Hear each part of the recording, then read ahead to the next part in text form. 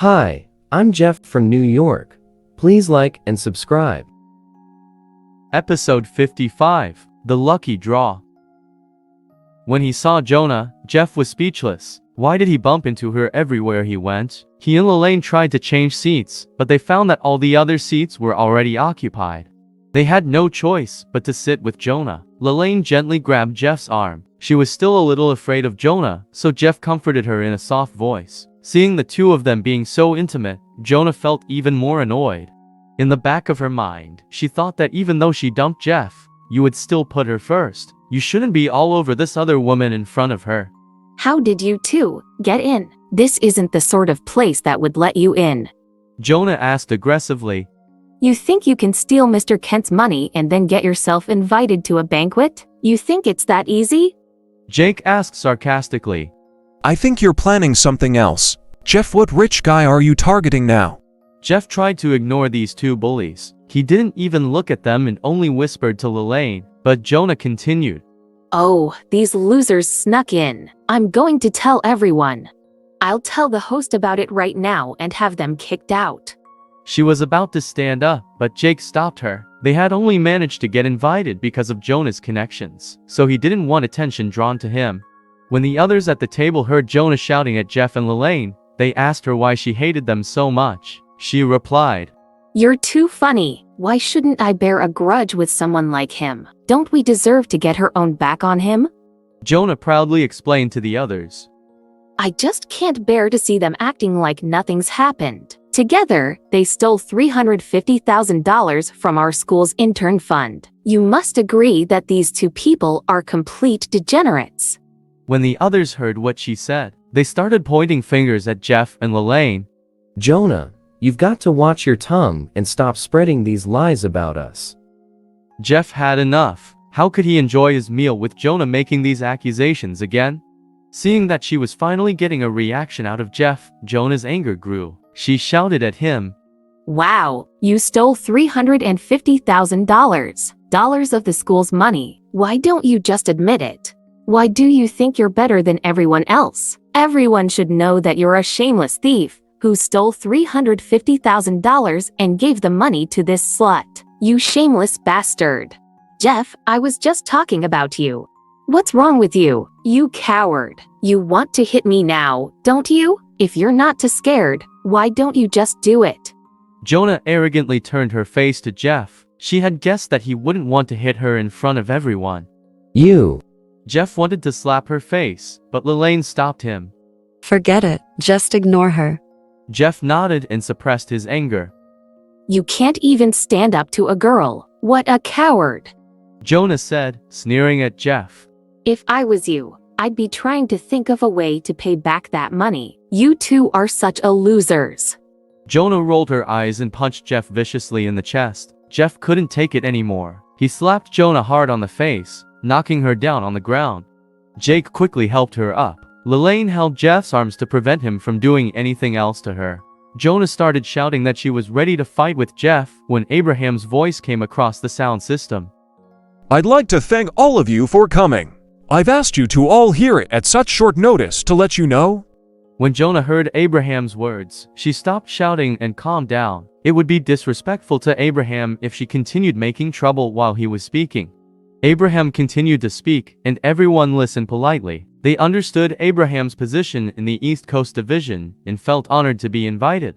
However, when one of the managers realized that Abraham was at the end of his speech and hadn't mentioned the young heir, he asked him, Isn't this a special banquet for a young heir of the Florento family? I think we're all very keen to meet that important young man. How could they not want to meet that noble young gentleman that Abraham valued so much? Other guests agreed. That's right. Yes, do introduce young Mr. Florento. Another called out. We all want to meet the young man. Abraham, who was on the stage, looked at Jeff. His gaze was warm and encouraging. Jeff just gave him a meaningful glance. Abraham announced, I understand that everyone wants to meet Mr. Florento, and I will pass that message to him. Unfortunately, the young man is busy right now. He did just come to the banquet hall, and he was extremely pleased to see how many people were here, but he already had to leave. In the silence, When Abraham had finished speaking, everyone heard a groaning voice from one of the tables. Stupid loser. Jonah grumbled. Jake was trying to placate her. Jonah cursed Jeff as her anger grew. Perhaps she couldn't blame everything on Jeff, but she felt if he had not been there, somehow she might have met the mysterious Florento heir. Jeff was like a jinx. All right, in order to make up for everyone's disappointment, we're going to have a lottery. Anyone here could win. Abraham announced loudly. He explained the rules to everyone. Each guest had their seat number. Shortly, the screen would display some random numbers, and whoever's number appeared would win the prize. With Abraham being a senior manager in the company, the rewards were, of course, expensive and desirable. The least valuable rewards were an Apple XS phone and an emerald bracelet worth $50,000. The best prize was a diamond necklace worth $200,000. Abraham had his assistant show everyone the necklace. It was sparkling and indescribably beautiful. The eyes of everyone present, especially the women, lit up. Although she knew that her chances were slim, Jonah still had a glimmer of hope in her heart that she would win this diamond necklace. 15 minutes later, all the prizes except the diamond necklace had been given out. Many of the guests had won prizes, including Jonah would won an emerald bracelet. However, she wasn't satisfied with her prize. Although the bracelet was pretty, it was worthless in comparison to the diamond necklace that she had her heart set on. However, when she looked at Jeff and Lelaine, who hadn't won anything at all, she felt much better. She fiddled with the emerald bracelet on her arm and nonchalantly said, This bracelet is really beautiful. I'm sure people will be jealous. Lelaine looked at Jeff. He smiled and comforted her. It's all right. That bracelet looks like it belongs to an old spinster. You! Jonah choked on Jeff's words. She looked at the bracelet and thought that it did look like an old lady's bracelet. She took it off. On the screen, they were already drawing the final prize. The numbers were rolling onto the screen. 7. The first number came out. It was table number 7, Jeff's table. All the guests at this table became excited, especially Jonah. If she could get this diamond necklace, she would be ecstatic. It was worth over $200,000. Plus then she would have won 2 prizes. And when she came on stage, she would hint to her boss that she was a lucky charm who could help the company make a fortune. Just as Jonah's imagination was running, the second number appeared one at the same time. The third number began to scroll. There were 12 people at each table, and the second number was 1, which meant that the winner would either be 10, 11 or 12. Jeff was 10, Jake was 11, Jonah was 12. Jonah's excitement increased. She felt the shining necklace beckoning to her, and she saw that all eyes were focused on the 3 of them. It's me, it's me, it's me. Jonah muttered under her breath, as if she was trying to control the numbers with her mind, but on the outside, she pretended not to care because she knew that everyone was looking at her. The numbers started to slow down, and Jonah's hands were entwined. The numbers were getting slower and slower. 2. It was Jonah. She stood up excitedly. Jake also stood up. The 2 of them embraced. After hugging for a while, Jonah wanted to say a few polite words to the other guests. But then her eyes were pulled to the big screen again. To her horror, the number didn't stop there, but it continued to scroll. The 2 disappeared and a 0 appeared. Kathy's heart plunged. It's Jeff's fault. She thought. Why did the numbers change again? Plays one more time? One more time. Jonah urged under her breath. If the number jumped to 1, Jake would win the prize. He'll give the diamond necklace to me. Jonah thought joyfully.